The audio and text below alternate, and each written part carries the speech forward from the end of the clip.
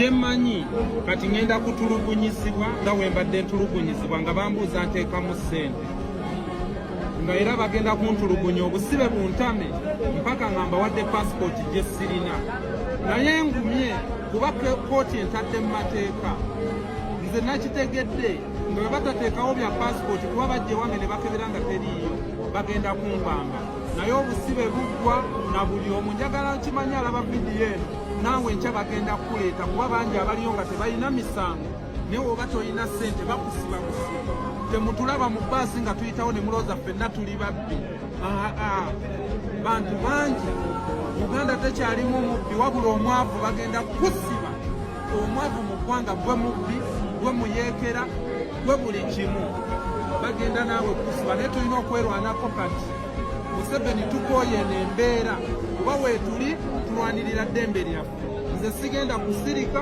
mpaka nga nfunye eddembe lyaffe.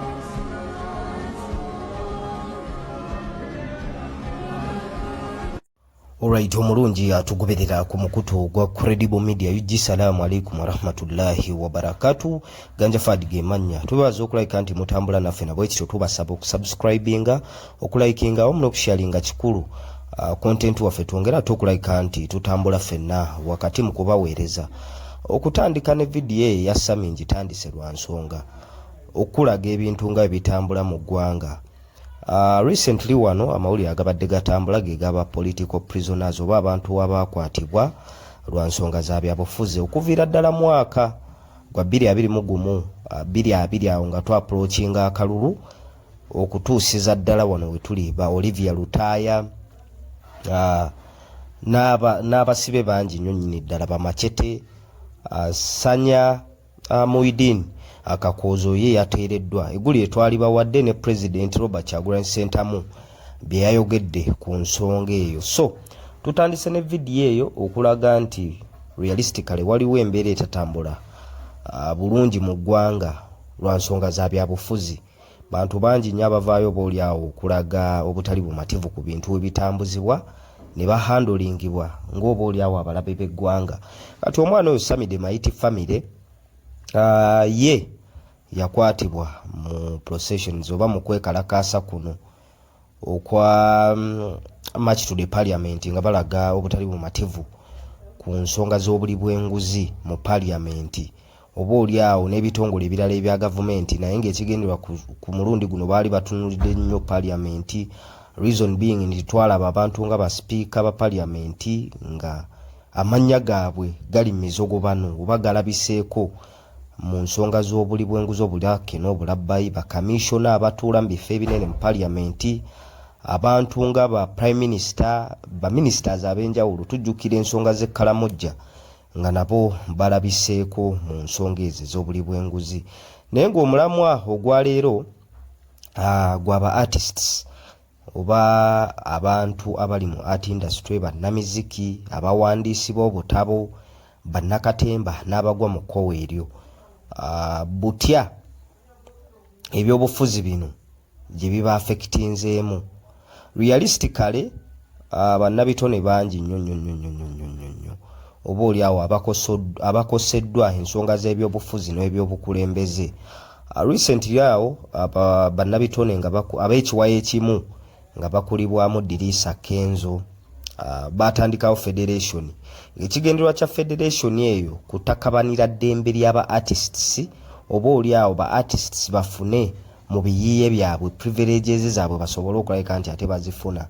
Naye ng'omulamu omukulu yali copyright oba etteeka eryo erikwata ku biyiiye nga munnabitone asobola okulabika nti afuna mu biyiiye bye directly ye ng'omuntu n'oluvannyuma lw'obulamu bwe abaana be basigale nga baganyulwa mu bintu ebyo. So federation eno yatandikibwawo ne initiative ezo nga bwengezezaako ate okulabika nti nzi bannyonnyola naye nga bw'otunuya embeera nga bwetambula abantu bangi beebuuza nti federation enaasobola okuggusa ekigendererwa kyayo. Tujjukira mu kufa kw'omugenzi Katolo Bwama gwali mwaka guwedde. Katolo Bwama mungu oluvannyuma lw'okumujjulula ba artists basobola okulabika nti bakuŋŋaanirako awamu nga bawerekera omwoyo gw'omugenzi. era ng'omu ku ba artists eyayogera ye president w'ekibiina ki National Unity Platform ow'ekitiibwa Robert Kyagulanyi Ssentamu bwe bamuwa akamansukira okwogerako eri abakungubazi yateekinga chance eyo okwogerako ne bannabitone bannaabwe n'abagamba bannange kirungi nnyo nti muyina munnabitone mu mannya ga Dr. Hilderman abakiikirira era ng'oba oli awo yatwala ennongoosereza mu parliament ku tteeka erikwata ku biyiiye balikoleko ennongoosereza then bongeremu ebipya ebigenda okugasa bannabitone directly era Bobi Wine n'abasaba bakwatagane naye bongere okusitula eddoboozi n'okupressinga bateeke pressure oba oli awo ku gavumenti etteeka lino likolebwemu ennongoosereza ezo ezinaajuna bannabitone mu ngeri emu oba endala basobole ate okulabika nti bafuna mu biyiiye byabwe then nekyanaabagamba temukkiriza kukozesebwa ate era temukkiriza kuweebwa bu handouts oba obukunkumuka okukakkanya eddoboozi lyammwe oba oli awo mulekerere kiri ekinene ekya copyright then babeeko bwe babawa bubazibe amaaso mwerabire ekinene kimuteekeddwa ate okulabika nti mukola kimufuna.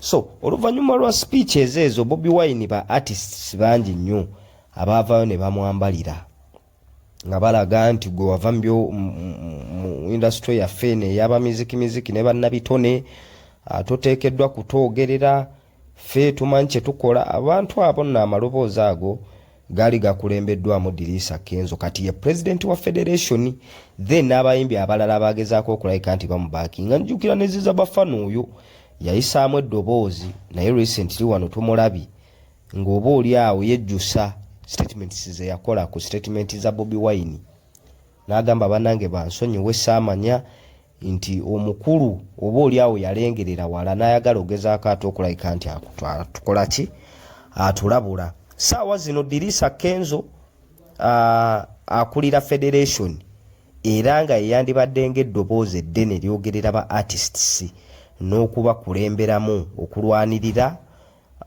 copyright law nga batambula wamu ne Dr. Hilary Kiyaga oba Dr. Hilderman basobole okuggusa ekiruubirirwa kyabwe. Saawa zino is a presidential advisor ku nsonga ezo eza art ekitandibadde kibi nti abayimbi bano baba nga batandise okubasembeza n'omukulembeze ng'alaga nti balina value kirungi nnyo ba artists baba bakifunamu naye bw'odiiginga ekintu kino munda ekigendererwa ky'omukulembeze wa ggwanga okusembeza abantu bano n'okubawa ebifo ebifaananako weebityo kigendererwa kyakubayambako kubanguyiza kutuusa ddoboozi lyabwe gyali ensonga zaabwe zikolebweko oba kigendererwa kyakumuyambako kulwanyisa opponenti we ng'ata yava mu bbo.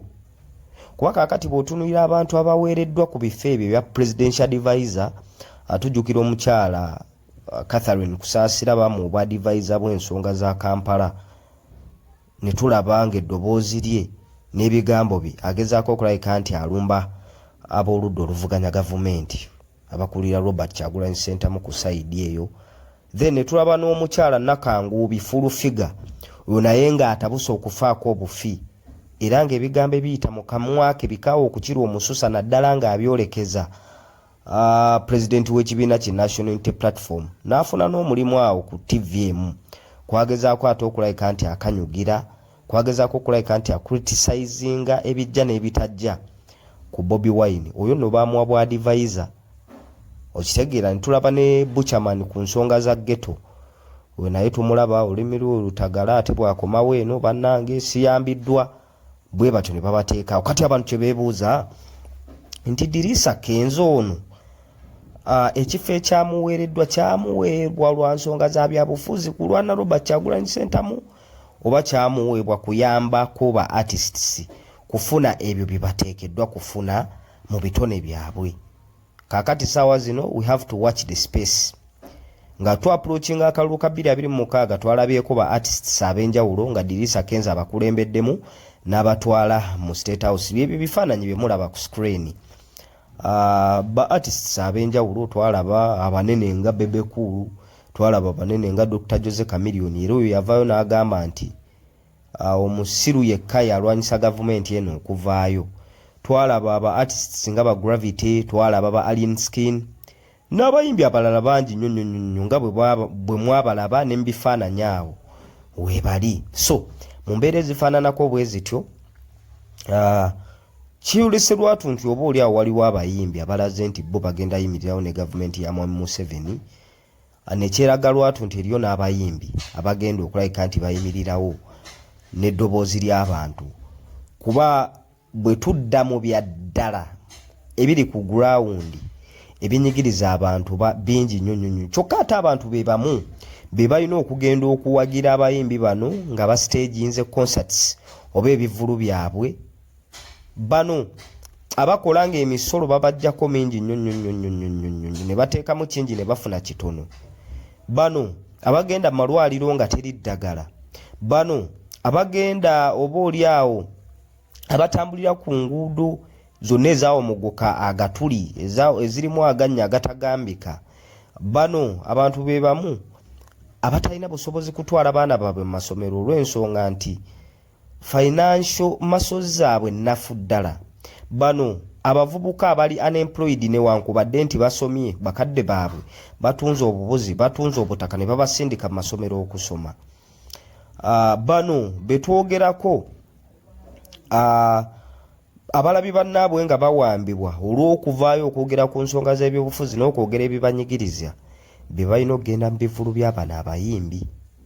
Kaakati bannayuganda oba oli awo batandise okwolesa obusungu obw'enjawulo ku ba artists bano be balaba nga oba oli awo tebayimiridde nabo nga newankubadde bagezezaako nnyo okulwana ba artists bano okubatuusa we babatuusizza oba ssaawa zino mwe tubalabira.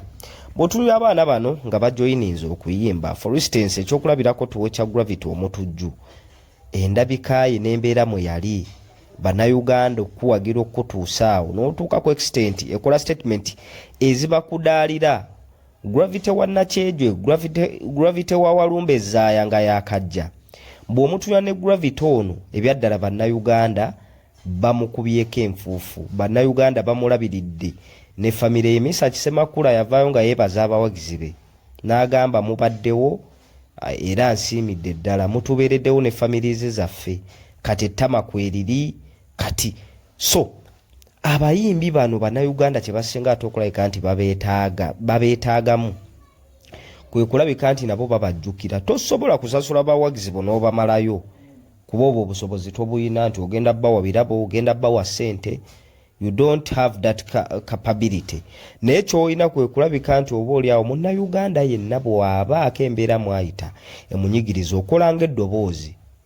Y'ensonga lwaki ekivulu ekiwedde ekya Gravity omutujju twakiraba nga yali Ssaalongo bakube toddiriza towaako muntu yenna. Naffe bwe twagalina amaanyi tebaatuwa bwe twali nga tuli banafu tebaatuwa.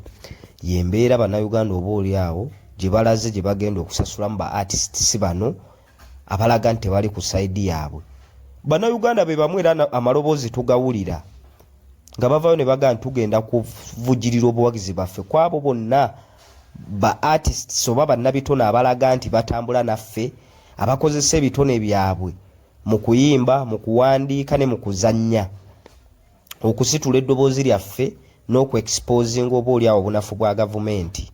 Tugenda bawagira era ebivulu ebyaliyo ng'ennaku z'omwezi 7 lwali lunaku lwa 6 twalaba ekivulu kya Mickey Wine ekyali ku Jahaz Pier e Munyonyo ng'abantu bakubyeko.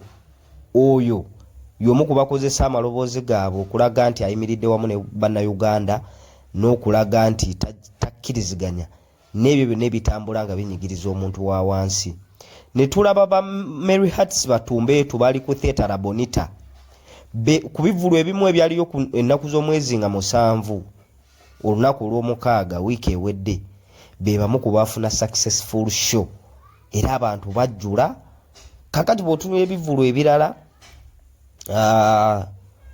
ebyabayimbi ba wano betujja otunula kuba twalabanga waliyo Bwawiro Lung'oba, twalabanga wano ku Zoe Grounds waliwo Omunigeria, naye tutunulire bannayuganda nti munnayuganda omulala eyaliyo atazza kudaalira mu bulumi bw'Abannayuganda ye Gravity omuntu ya staging ekivulu kye ku Lugogo Cricket Oval eyo gaali maziga na biwoobe era Bannayuganda ne bamuŋoola ne bamukuba olwogolo ekitandibadde kirungi omuntu bw'aba afunye obuzibu omukuba olwogolo naye nga balina ensonga lwaki bamukuba olwogolo. Gravity y'omu yavaayo n'agamba nti ssente ezandikozeseddwa okulabika nti bateekeddwa eddagala mu malwaliro bazituwe ffe nga bannabitone tweguliremu amamotoka.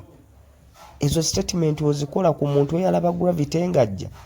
Gravity yava mu kiwuunya wali ng'asula mu luumu emu ye n'ennyina ne baganda be ne bakuwagira ne bakubako enfufu ne bakutuusa yonna gy'oli n'otandika ate bakolako statement ezibavoola, statement ezibakakkanya, statement eziraga nti gwe watuuka wabula bwe watuuka eddaala lye wakozesa okulinnya ate olijjeewo munno yasigale wansi nga yo Munnayuganda azza kuvujjirira n'obuwagizi ebbanga eriwerera ddala lya myaka 10 Gravity lyamaze mu ndongo.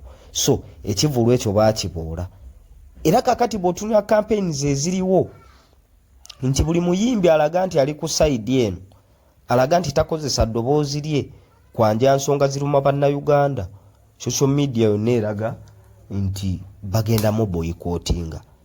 Kakati mu kaseera kano nga tukuba ekkoona ly'ebyobufuzi politics automatically yayingira dda mu music industry naye kkirizagana nti gwagenda ku affectinga ng'omuyimbi okitegeera kuba yo gavumenti kyesinga okwagalako ng'omuyimbi ze numbers kubeera tubadde tulaba ba artists ab'enjawulo nga babakozesa mu campaigns okuinfluencinga n'okusikiriza abantu okujja ng'era omuyimbi bw'ayogera nti mulonde omuntu gundi abo abamukkiririzaamu basobola okikola olw'eddoboozi ly'alina ne vibrant y'omuyimbi nga artist ne munnabitone yenna era nga babakozesa.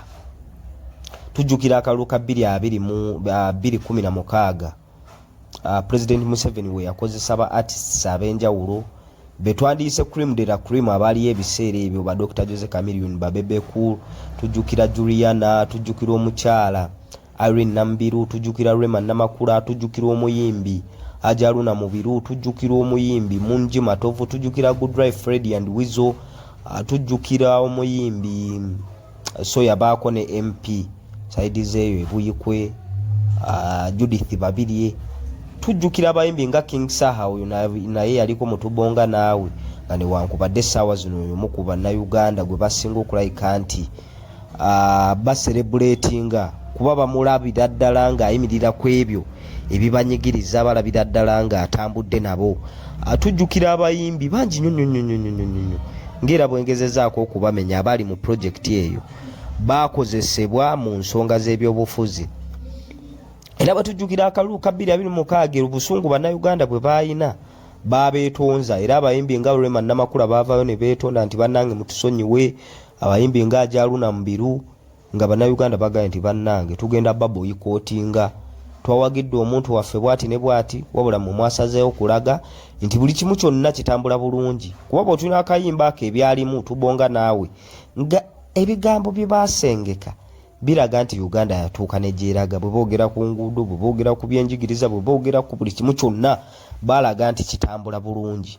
Era Bobi Wine ono yali tannayingira byabufuzi naye y'omu ku baboycottinga projekiti eyo kuba boddayo n'osoma ku history waayo naye baamu-approachinga okugyegattako naye n'agamba nze sigenda kwetaba mu kwogera bulimba bwokka kuba si buli kintu kitambula bulungi okitegeera. Era akalulu aka 2016 bwe kaggwa Bobi Wine yavaayo n'akayimba kasituka tutambule ke yayimba ng'alaga nti Bannayuganda omutima gubamenyese naate balina okwongerayo okusigala nga bagumu, okusigala nga bayimiridde family okwongera okutambula oba oliawo nga Mukama Katonda bw'abakwatizaako batuuke mu ekyo kye bayaayaanira nga yenkyukakyuka. So kakati nga tukuba ekkoona lya 2020 tulaba abayimbi ab'enjawulo the likes of Ziza Bafana oyo naye avuddeyo n'alaga nti bannange munansonyiwa era ebigambo bya president nabikwata bubi naye kyeyali atugamba kyekituufu. Bano aba federation oba oliawo babakozesa okuguumaaza Bannayuganda n'abayimbi abalala obutatuukiriza bayimbi ffe bye twetaaga. Tulabye abayimbi nga Bakazibwe Kapo, Basani Nduga, abayimbi nga Bamudra Divairu, Fiki Gaza, abayimbi nga King Saha, Zex Inch 10 Biranjiranja, abayimbi nga Fefe Bush, abayimbi nga Nina Rose, abayimbi bangi nnyo sobola bamenya kuba malayo. Nabo oba oli awo bagaye nti nedda ffe tugenda kusigala eno ku saidi y'abantu gye tugenda okulayika nti tutambulira. Era President Museveni otandika tulabanga ab'omugaso, amaze tulabanga ba mugaso nga amutaddeko akazito, amutadde ku tension, amaze kufubutuka mu ffe. Yensonga lwaki bannaffe abamu baganyuddwamu, abamu ne bafuna ebifo by'obwa advisor, abalala ne babawa ssente enkalu, abalala kati bakuumibwa bannamagye. Naye ebyo byonna tubifunye era batandise tulabira mu kifaananyi ekyo lwa Bobi Wine. Naye ate ebinyigiriza abantu n'ebitunyigiriza ng'abayimbi tebinnaggwayo. Kaakati tugenda mu kalulu ng'omuyimbi yenna olina okumanya w'oyimiridde, then n'ofumiitiriza nnyo nawa w'oyimiridde, kaalyayo wagenda girekawa. Akasente osobola okukafuna akasobola okubeezaawo for a meanwhile oba akaseera akatono. Naye ate bannayuganda bano banakuboola nga tokyasobola stage nga Kivulu oba konsati yonna n'ofuna abantu bali banakulabamu omuzinzi, banasigala nga bakulabamu omuzinzi kuba bakwagalamu namba na influence. Ate batandise okulaba nga tokyalina go influencing. Ekibuuzo ekiriwo nti banasigala bakulabamu omuzinzi ogwo gwe baali bakulabamu. So ebyo abayimbi bye mulina okulayika nti mwefumiitirizaako mu mbeera nga bwetambula wano mu nnyaffe Uganda. Naye nga bw'otulina ebintu nga bitambula, abayimbi bangi nnyo bavuddeyo ne balaga sayidi. Ate ono agatta kinene nnyo mu by'obufuzi. Era ne bwe tuddayo ng'ensi za Africa n'ensi z'abazungu ez'enjawulo nga zirwanira independence oba nga zeetagguluzaako abo abaali bazifutubaddeko oba oli awo abaali baziteeka mu buwambe, ba artists bangi, abawandiisi, abayimbi, bannakatemba baavangayo nga bakozesa ebitone byabwe okulaga obutali mumativu. Ekyokulabirako kye tusobola okuwa ly'eggwanga erya South Africa nga likyalimu enfuga ey'ekikabbulu nga bazungu bakyabafutubaddeko. Ba artists bangi, abazanyi b'emizannyo, abayimbi nga ba Yvonne Chakachaka tubajjukira, omugenzi Lucky Philip Dube y'omu ku baavaayo okulabika nti bayita mu nnyimba okulaga nti enfuga eno ey'obusosoze, enfuga eya apartheid policy eyali mu ggwanga erya South Africa etunyigiriza. Era yavaayo n'ezimu ku nnyimba ze yakuba, yavaayo n'agamba nti one people different color, nti banange tuli omuntu omu, kala zino ze zitwawula. Naye nga Mukama Katonda bwe yali yatutonda nga tuli omuntu omu. Yensonga lwaki omuzungu n'omuddugavu bwe bakusala ovaamu eddoboozi eriraga nti ofunye obulumi, bwe bakusala ovaamu omusaayi mumyufu. So omuntu y'omu wabula kala ze zikola ki, ze zitwawula. Era ne bakuba ekikopo paka omuzungu bwe yapondooka n'awa South Africa obwetoowaze bwayo. I think bwe mba seerabidde gwali mwaka gwa 1993. So mu mbeera ezifaananako bwe zityo ne America eyo bw'ogitunuulira, abasajja abaavaayo okulwanirira America's independence ne mu American War of Independence, ba artists balina rolo y'amaanyi nnyo okwetaasa ku bufuzi bw'amatwale. America nayo yali colonized nga ne Bungereza, Abangereza be bagicolonizing obutaawukana na Uganda. So mu mbeera ezifaananako bwe zityo ba artists bakola omulimu gw'amaanyi. Ate era ba artists bangi nnyo era abaakozesebwa nga ba dictators ab'enjawulo okugezaako okubikirira amaloboozi g'abantu n'okugezaako okukakkanya obulumi bw'abantu. Na wano e Uganda baaliwo mirembe gy'abaami n'emirembe gy'obobote nga wali abekkiriranya mu mbeera ezifaananako bwe zityo. Naye nga kyekyo kiri mu music industry n'ebyobufuzi mu Kampala. Recently ekiwedde yabadde Gravity. Abaana beewera nkolokooto nti buli muyimbi yenna gwe balaba nti tatambula nabo bagenda kulabika nti baboycottinga ebivulu byabwe, bagenda kulabika nti babasosola. Kati gwe ng'omuyimbi kikulekawa? Azawi bw'avaayo n'ayogera ku bitatambula bulungi, Dirisa Kenzo n'ovaayo n'omwambalira, David Lutalo n'ovaayo n'omwambalira, oba otegeeza ki? Bannayuganda bano oba weetaddeko kifaananyi ki gye bali? Bajja kutunuulira, bajja kulekerera oba oli awo akozesa ali mu ntebe ennene. Bafate gwe kuba gwe bakwesobolera, gwe gwe bawa ssente bali abanene okukakkanya bano, ate bano be bakuwa ssente ezikubeezaawo. Jjukira bali ze bakuwa tezikumala, weetaaga okuddamu ate okusikakuza bano. Baba balaba nga obeesambaze, baba balaba nga tokozeseza ddoboozi lyo kubalwanirira, bajja kuvaayo bakulaga obusungu, ekijja okuafekitinga kaliyayo, ekijja okulabika nti kikulekako embale mu mbeera ezifaananako bwe zityo.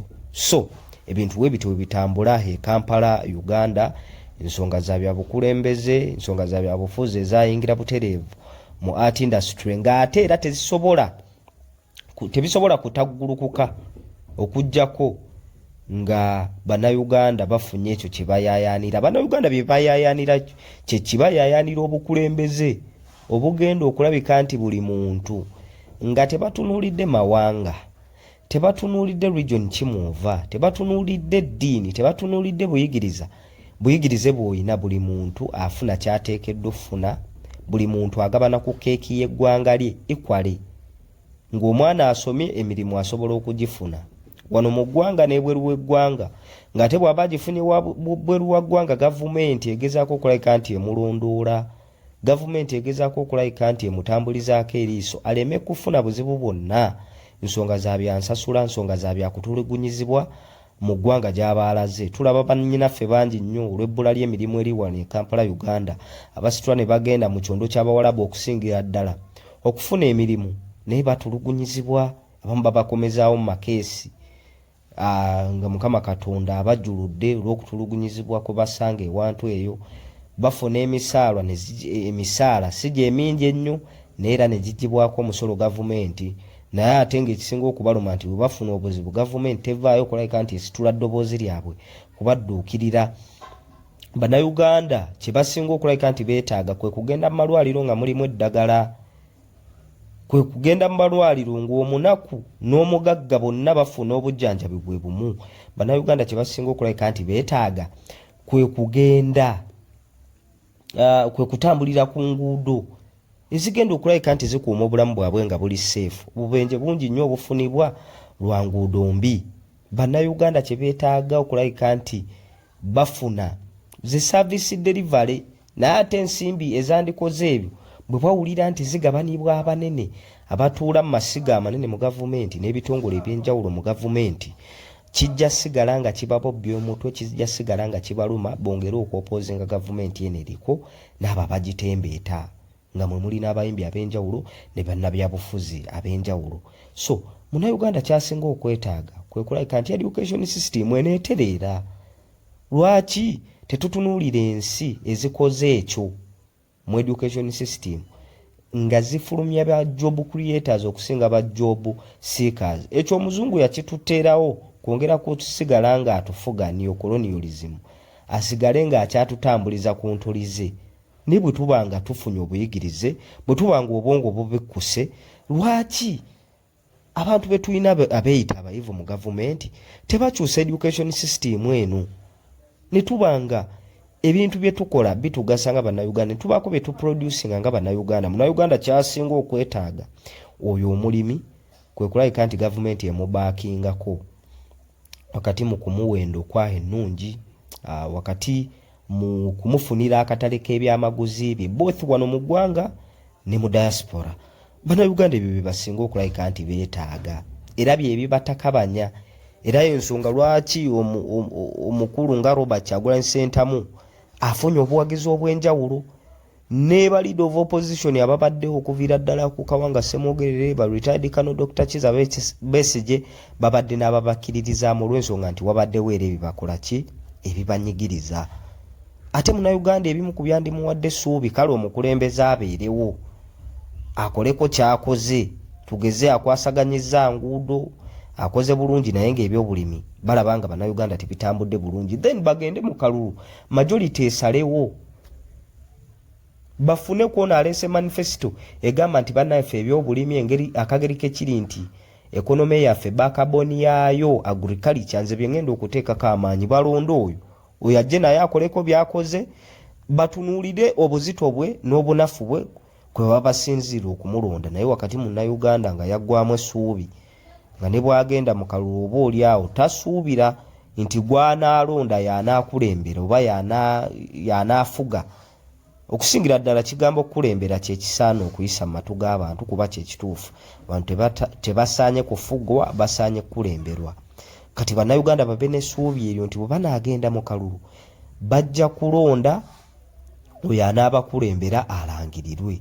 Ne wakati nti n'eryo essuubi lyaggwayo nga twawulira ne ku statement nga ziviira ddala ku mufuzi w'eggwanga omukulu ng'agamba nti NRM bwetasalawo naddala mbyobululu teri asobola kuyitamu.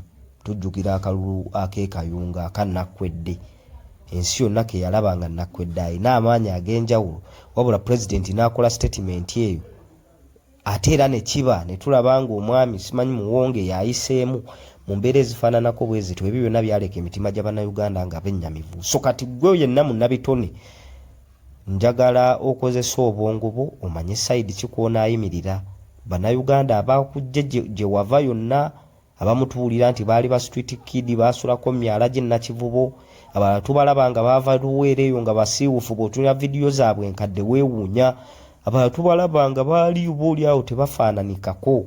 Okitegeera nga nabo bennyini beewaako obujulizi nti baali bamboola, abalala bandabanga nkima.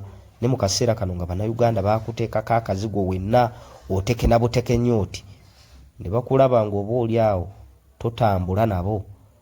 Amaloboozi kati agavaayo ga kubaboola na kuboycottinga concerts. Kikuleka wangu omuyimbi kirowoozeeko, naye nga tubebaza okulabika nti mutambula naffe ku mukutu ogwa Credible Media UG.